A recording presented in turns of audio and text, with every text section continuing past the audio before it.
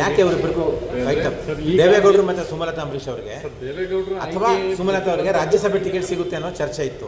ಯಾಕೆ ಅವರಿಬ್ಬರಿಗೂ ತಪ್ಪಿದೆ? ದೇವೇಗೌಡರು ಮಾಜಿ ಪ್ರಧಾನಮಂತ್ರಿಗಳು ಏನಿದ್ದಾರೆ, ನರೇಂದ್ರ ಮೋದಿಜಿಯವರ ಕೈ ಬಲಪಡಿಸಬೇಕು, NDAಗೆ ಶಕ್ತಿ ತುಂಬುವಂಥ ಕೆಲಸ ಮಾಡ್ಕೊಂಡು ಬಂದಿದ್ದಾರೆ. ಮಾಜಿ ಪ್ರಧಾನಮಂತ್ರಿ ದೇವೇಗೌಡರು ಅವರ ಬಗ್ಗೆ ನಮ್ಮೆಲ್ಲರೂ ಕೂಡ ಅಪಾರವಾಗಿರ್ತಕ್ಕಂಥ ಗೌರವ ಇದೆ, ಹಿರಿಯರಿದ್ದಾರೆ. ದೇವೇಗೌಡರು ರಾಜ್ಯಸಭೆ ಬಗ್ಗೆ ರಾಜ್ಯ ಮಟ್ಟದಲ್ಲಂತೂ ನಮ್ದು ಯಾವುದೇ ರೀತಿಯ ಚರ್ಚೆಗಳು ನಡೆದಿರಲಿಲ್ಲ. ಸುಮಲತಾ ಅವ್ರ ಬಗ್ಗೆ ನಾವು ಕೂಡ ಅವರ ಹೆಸರು ಪ್ರಸ್ತಾಪ ಆಗಿತ್ತು.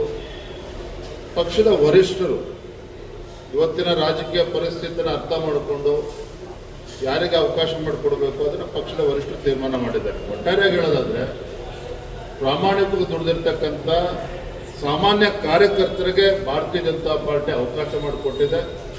ಸುಮಲತಾ ಅವರು ಕೂಡ ಅವ್ರ ಬಗ್ಗೆ ನಮಗೆ ಅಪಾರವಾಗಿರ್ತಕ್ಕಂಥ ಭಾರತೀಯ ಜನತಾ ಪಾರ್ಟಿ ನಮ್ಮೆಲ್ಲರೂ ಕೂಡ ಅಭಿಮಾನ ಇದೆ. ನಿಮಗೆ ಗೊತ್ತಿರ್ಬೋದು, ಹಿಂದೆ ಲೋಕಸಭಾ ಚುನಾವಣೆ ನಿಂತ ಸಂದರ್ಭದಲ್ಲಿ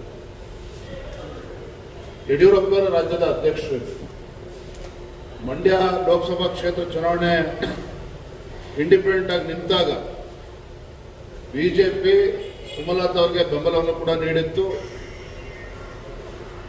ನಮ್ಮ ಬೆಂಬಲದಿಂದಾಗಿ ಅವರು ಕೂಡ ಒಳ್ಳೆ ಅಂತರದಲ್ಲೂ ಕೂಡ ಗೆದ್ದಿದ್ರು. ನಮಗೆಲ್ಲರೂ ಕೂಡ ಸಂತೋಷನೂ ಇದೆ, ಕೂಡ ಹೆಮ್ಮೆನೂ ಕೂಡ ಇದೆ. ಅದೇ ರೀತಿ ಕಳೆದ ಲೋಕಸಭಾ ಚುನಾವಣೆಯಲ್ಲಿ ಬಿಜೆಪಿಗೆ ಕುಮಾರಸ್ವಾಮಿ ನಿಂತ ಸಂದರ್ಭ ಅವರು ಅದನ್ನು ಬಿಡ್ಕೊಟ್ಟಿದ್ದಾರೆ. ಅದ್ರ ಬಗ್ಗೆ ಪ್ರಶ್ನೆ ಇಲ್ಲ. ಅದು ಇಲ್ಲಿಗೆ ಎಲ್ಲವೂ ಕೂಡ ಮುಗಿದೋಗಿಲ್ಲ. ಖಂಡಿತ ಪಕ್ಷದ ಹಿರಿಯರು ವರಿಷ್ಠರು ಇದ್ರ ಬಗ್ಗೆ ಚಿಂತನೆಯನ್ನು ಮಾಡ್ತಾರೆ. ಅವ್ರಿಗೆ ಒಂದು ಸೂಕ್ತ ಸ್ಥಾನಮಾನಗಳನ್ನ ಬರುವಂಥ ದಿನಗಳಲ್ಲಿ ಕೊಡ್ತಾರೆ ಅನ್ನುವ ಸಂಪೂರ್ಣ ವಿಶ್ವಾಸ ನಮಗೆಲ್ಲರೂ ಕೂಡ ಇದೆ. ದೇವೇಗೌಡರ ವಿಚಾರದಲ್ಲಿ ಕಾಂಗ್ರೆಸ್ ಈಗ ಬಿಜೆಪಿನ ಬೈತಾರೆ, ಒಕ್ಕಲಿಗರಿಗೆ ಅನ್ಯಾಯ ಮಾಡ್ತು ಅಂತ.